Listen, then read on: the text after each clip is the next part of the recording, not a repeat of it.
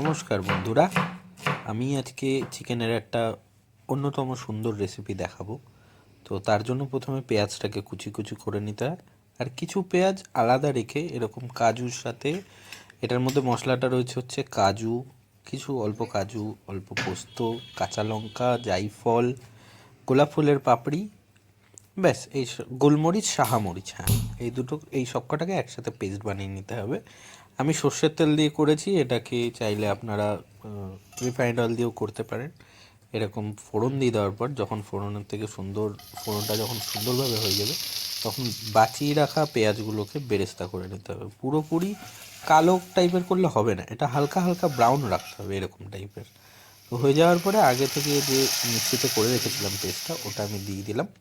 আর চিকেনটাকে আমি অলরেডি আগে ম্যারিনেট করে রেখেছিলাম দই দিয়ে, আদা রসুন দিয়ে, আর কাঁচা লঙ্কা কুচি দিয়ে, কিছু কাঁচা লঙ্কা কুচি দিয়ে ওখানে এরকম দিয়ে, পরিমাণ মতো নুন, পরিমাণ মতো জিরা গুঁড়ো, একদম অল্প ধনে গুঁড়ো দিয়ে এটাকে নাড়িয়ে চালিয়ে ভালো করে কষাতে হবে। আমি ঢেকে ঢেকে অনেকবার কষিয়েছি, দেখানোর জন্য একবারই দেখালাম। তোমাদের কেমন লাগলো জানিও, রান্না করে জানাবে, কমেন্টে জানাবে, ভালো খেলে জানাবে অবশ্যই।